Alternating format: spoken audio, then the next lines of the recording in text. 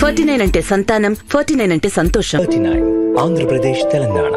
నమస్తే, welcome to I dream. నేను లక్ష్మీ దుర్గా. పలు కుల సంఘాల ఒత్తిళ్లకు జనసేన అధినేత పవన్ కళ్యాణ్ తలొగ్గారని, అలాగే 68 సీట్ల జాబితాతో, అంటే జనసేనకు 68 సీట్లు కావాలంటే ఒక ప్రతిపాదన చంద్రబాబు ముందుకు తీసుకొచ్చారంటూ వార్తలు వస్తున్న నేపథ్యంలో గత కొద్ది రోజులుగా జరుగుతున్న పరిణామాలు చూస్తున్నాం. మరి ఈ ప్రతిపాదనని టీడీపీ అధినేత చంద్రబాబు నాయుడు ఎంతవరకు ఆమోదిస్తారు అన్న చర్చ జరుగుతుంది. ప్రస్తుతం ఇదే అంశాలపై మనతో మాట్లాడడానికి వైఎస్ఆర్సీపీ అధికార ప్రతినిధి సుందరరాం శర్మ గారు ఉన్నారు. మాట్లాడదాం సార్. నమస్తే సార్. నమస్తే. నమస్తే సార్, జనసేనకు సంబంధించి గత కొద్ది రోజులుగా అంటే ఆ సామాజిక వర్గానికి చెందిన చాలా మంది నేతలు, అంటే హరిరామ్ జోగయ్య గారు కానీ, ముద్రగడ పద్మనాభం గారు కానీ, అసలు జనసేన కి ఎలాంటి ప్రాతినిధ్యం ఇస్తున్నారు, ఎన్ని మంత్రి పదవులు ఇస్తారు, అలాగే అధికారం పవన్ కి అంటే 2.5 సంవత్సరాలని ఆయన సీఎం అవుతారు, ఇటువంటి ప్రశ్నలన్నీ వస్తున్నాయి సార్. అలాగే హరిరామ్ జోగయ్య గారు ఒక 50 సీట్లు సంబంధించి ఈ నియోజకవర్గాలు వీళ్ళైతే బాగుంటారంటే ఒక లిస్ట్ విడుదల చేయడం, ఇవన్నీ మనం చూస్తున్నాం.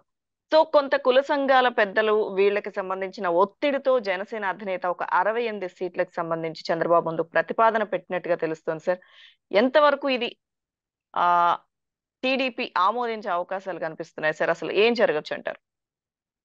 అంటే మనం గనక చంద్రబాబు నాయుడు గారు జైల్లో ఉన్నప్పుడు పవన్ కళ్యాణ్ గారు కలిసి ఆ తర్వాత ఆయన బయటకు వచ్చి, ఇప్పుడే ఒక నిర్ణయం తీసుకున్నాను, బాబు గారికి సపోర్ట్ చేయాలనుకుంటున్నాను, ఆయన చాలా ఇబ్బందుల్లో ఉన్నాడు, ఇది అక్రమ అరెస్టు అని చెప్పారని ఎవరితోటి సంప్రదించకుండా తెలుగుదేశం జనసేన కలిసి వెళ్తుంది, భారతీయ జనతా పార్టీ వచ్చినా రాకపోయినా కూడా వెళ్ళేటట్టుగా మాట్లాడేటప్పుడే ఒక రకంగా పవన్ కళ్యాణ్ గారు పొలిటికల్ గా పెద్ద తప్పు చేశారు. ఎందుకని చెప్పంటే రాజకీయాలలో హత్యలు ఉండవు, ఆత్మహత్యలు ఉంటాయి అనేటువంటి దానికి ఇది. తర్వాత ఏమని చెప్పారంటే, ఇంకా 1వ తారీఖు నుంచి మేనిఫెస్టో వచ్చేస్తుంది, మినీ మేనిఫెస్టో వస్తుంది, ఇక ఇద్దరు కలిసేసి మీటింగులు పెట్టుకుంటారు అని చెప్పిన ప్రారంభమైంది. అయితే అది ఇప్పటి వరకు కూడా ఎక్కడా తేలల. కొన్ని చోట్ల ఎప్పుడైతే ఈ యొక్క మీటింగులు పెట్టుకున్నారో అక్కడల్లా ప్రతి చోట ఘర్షణ వాతావరణం, లేకపోతే నిన్న చంద్రబాబు నాయుడు గారు ఆ మండపేటలో కానివ్వండి, ఇంకొకటి మన అరకులో ఎక్కడో డిక్లేర్ చేసిన చోట కూడా అక్కడ జన సైనికులు వాళ్ళు కూడా మేము ఆల్రెడీ అభ్యర్థులు ఉన్నాం, అసలు జనసేన తెలుగుదేశం పార్టీ కలిసి వెళ్తుంది అని చెప్పినప్పుడు నువ్వు తెలుగుదేశం పార్టీ నీ యొక్క క్యాండిడేట్ ని డిక్లేర్ చేసుకుంటున్నావు అనేటువంటిది కూడా వచ్చింది. అయితే హరిరామ జోగయ్య గారు లాంటి వాళ్ళు మొదటి నుంచి కూడా అనేది ఏంటంటే, మనం పళ్ళకి మొయటం కాదు, నీకు అసలు ఏంటి, మనకు ఒక 50 స్థానాలు 50 ఆయన ఒక లిస్ట్ కూడా ఇచ్చేసాడు, ఎక్కడెక్కడ పోటీ చేయొచ్చు, ఎక్కడ కాపు సామాజిక వర్గం వారికి మంచి ఇది ఉన్నది అనేటువంటిది కూడా ఆయన చక్కగా ఇచ్చేటం కూడా చూసాం. అయితే మన పవన్ కళ్యాణ్ గారు ఏమనుకున్నారంటే, ఇవన్నీ పెద్దగా మనం పట్టించుకోకర్లేదు, తన వెనక ప్రజలు వచ్చేస్తారు, కాపు సామాజిక వర్గం తన వెంబడే ఉంటుంది అనుకుని కొంత ముందుగా నన్ను గనక ఎదిరిస్తే వాళ్ళని వైఎస్ఆర్ వాళ్ళ కోవట్ల కింద చేస్తాను అట్లా అని మాట్లాడాడు. దాని మీద కూడా చాలా వ్యతిరేకత వచ్చింది సామాజిక వర్గంలో కానీ ఇద్దరు. ఎందుకంటే అటువంటి నియంతపు పోకడలు ఎట్లాగా, మేమంతా కూడా పార్టీకి కష్టపడుతున్నటువంటి వాళ్ళం, మీరు ఏదైనా నిర్ణయం తీసుకోవచ్చు, కానీ అసలు నేను కోవట్లు అని చెప్పిన ముద్రేస్తాననే దానికి వచ్చాక కొంత పవన్ కళ్యాణ్ గారు కూడా తగ్గటం మనం చూసాం. అయితే ఇవాటి రోజున లోకేష్ గారికి ఎప్పుడైతే చంద్రబాబు గారికి ఇవ్వబోతున్నామో అది ఆయన, రెండోది ఏమన్నా అట్లీస్ట్ ముఖ్యమన్నా ఇస్తారని చెప్పి అది కూడా పాలిట్ బ్యూరో తెలుగుదేశం పార్టీ డిసైడ్ చేస్తుందన్న తర్వాత జన సైనికులకి కొంతవరకు అర్థమైంది ఏంటంటే, మన పవన్ కళ్యాణ్ గారు అటు ఇటుగా కొంత చంద్రబాబు గారి దగ్గర మరి ఎందుకు ఆయన కొంత లొంగిపోయాడా అనేటువంటిది వాళ్ళలో వచ్చింది. ఆ వచ్చిన తర్వాత జరిగినటువంటి విశాఖపట్నం వచ్చినప్పుడు కూడా ఇక పవన్ కళ్యాణ్ గారు ఎటువంటి సభలు జరపరు, ఓన్లీ ఇన్సైడ్ మీటింగ్స్ ఏవో జరుపుకుని ఆయన ఒక 15 రోజులు ఇంత ముందు తిరిగారు, వెళ్ళిపోయారు తప్ప తెలంగాణ ఎలక్షన్స్ వాటి దగ్గర నుంచి ఆయన ఎక్కడ కూడా బహిరంగ సభలకి రాదు.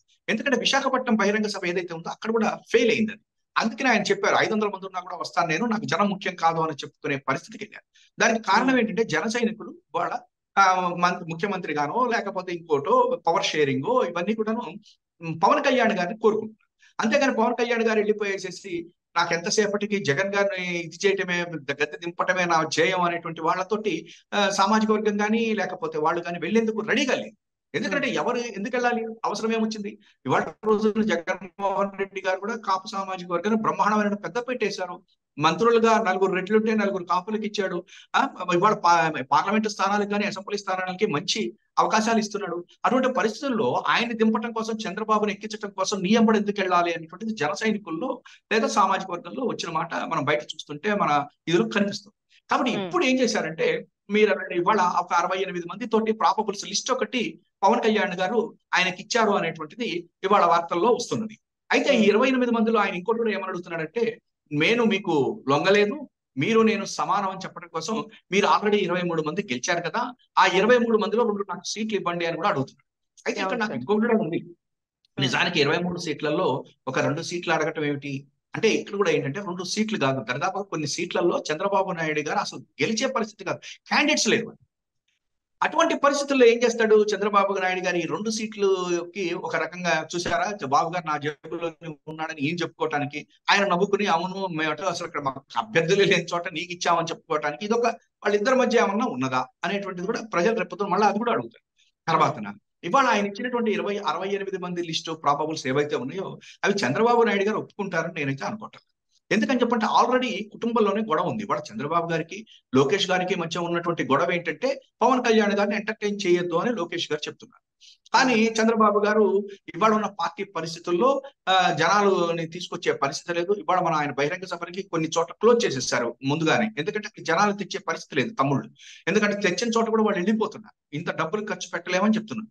అందువలన బహుశా పవన్ కళ్యాణ్ మన ఎంబడి ఇద్దరు కలిసి కనుక వెళ్తే డెఫినెట్ గా జనం వస్తారు అని. కానీ చాలా చోట్ల ఏమైందంటే, ఎంతసేపటికి చంద్రబాబు నాయుడు గారు జనసేన టీడీపీ అని చెప్పని మాట్లాడుతుంటే కూడా జనసేన నుంచి ఎటువంటి రెస్పాన్స్ వచ్చినట్టుగా మనం చూడాలి.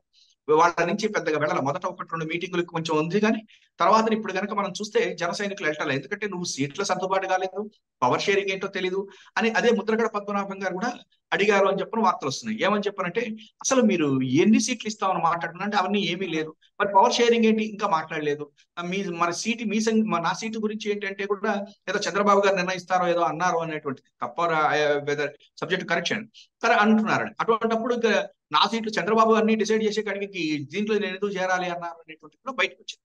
కాబట్టి ఇవాళ నాకున్నంత వరకు పవన్ కళ్యాణ్ గారు కంటిన్యూ అవుతారా లేదా పార్టీలో అనేటువంటిది కూడా బీజేపీ వాళ్ళతో కలిసి రాదా అనేటువంటి దాని మీద కూడా ఆధారపడి ఉంటుంది. రేపు సార్ ఒకవేళ అయితే సార్ ఇక్కడ ఇంకొక విషయం ఏంటంటే, ఏదైతే పవన్ ప్రతిపాదన ఉంచారని వస్తున్న కథనాల ప్రకారం చూస్తే సార్, చంద్రబాబు ఒక 10-15 రోజులు వెయిట్ చేసి చూద్దాం బీజేపీ కలిసి వస్తుందేమో అని ఆయన సమాధానం ఇచ్చినట్టుగా వస్తున్న కథనాలు. అలాగే సార్, అంటే కలిసి ఉమ్మడిగా పాల్గొంటాం సభలు సమావేశాలు అని గతంలో వీళ్ళు చెప్పారు కదా సార్, పొత్తు పెట్టుకున్న తర్వాత. సో కానీ ఇప్పుడు ఈ మంత్ ఎండింగ్ నుంచి టీడీపీ అధినేత చంద్రబాబు ప్రజలోకి రాబోతున్నారు. నెక్స్ట్ మంత్ నుంచి జనసేన అధినేత పవన్ కళ్యాణ్ సభలు సమావేశాలు నిర్వహిస్తారని నాదెండ్ల మనోహర్ చెప్పారు. మరి ఎక్కడ ఉమ్మడి కార్యాచరణ కనిపించడం లేదు కదా సార్. మరి జన సైనికుల నుంచి వస్తున్న ప్రశ్నలు ఇవన్నీ ఎవరికి వాళ్లే వెళ్తున్నారు కదా విడివిడిగా.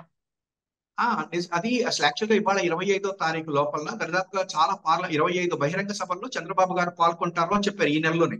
అందుకనే మీకు చాలా చోట్ల క్యాన్సిల్ అయింది. ఇప్పుడు ఎందుకని చెప్పారంటే, ఇప్పుడు ఉరవకొండ ఏవో కొన్ని ఇట్లాంటి ప్లేసుల్లో వాళ్ళు ఎందుకంటే జనాలు రావట్లేదు, రెండోది జన సైనికులు వాళ్ళతోటి కలవట్లేదు, జనసేన కలవట్లేదు. నిన్న మండపేటలో అనుకుంటాను చంద్రబాబు నాయుడు గారు వచ్చి క్యాండిడేట్ డిక్లేర్ చేస్తే జనసేనకు సంబంధించి ఆయన డైరెక్ట్ గా చెప్పేశాడు, ఆయన పార్టీకి ఆయన డిక్లేర్ చేసుకున్నాడు, జనసేన తరఫున నేను ఉన్నాను అని చెప్పని ఆయన చెప్పేస్తున్నాడు. అంటే చంద్రబాబు నాయుడు గారు ఈ 15 రోజులు ఆగమని ఇందాక నేను చెప్పాను కదా, చంద్రబాబు గారి దగ్గర వాళ్ళ క్యాండిడేట్స్ లేరు, డబ్బులు ఉన్నటువంటి వాళ్ళు కావాలి. ఇప్పుడు జగన్మోహన్ రెడ్డి గారు గనక ఇవ్వని సీట్లు ఇవ్వనటువంటి వాళ్ళు ఎవరైనా ఉంటే వాళ్ళందరినీ చేసుకున్నారని అనుకోండి, అప్పుడు 175 స్థానాల్లో తన గనక క్యాండిడేట్లు ఉంటే, ఒకవేళ బీజేపీ కనుక రాకపోతే పవన్ కళ్యాణ్ గారితో కూడా కలిసి వెళ్తాడని నేను అనుకోవట్లేదు. ఎందుకంటే తెలుగుదేశం పార్టీకి సంబంధించిన చాలా మంది పవన్ కళ్యాణ్ తోటి వద్దు మనకి అని అడుగుతున్నారు, ఎందుకంటే వాళ్ళ సీటు పోతుంది. అదొక ప్రాబ్లం ఉంది. ఒకవేళ నిజంగా 68 సీట్లు పవన్ కళ్యాణ్కి ఇద్దాము అన్నా కూడా చంద్రబాబు గారి చేతుల్లో లేదు.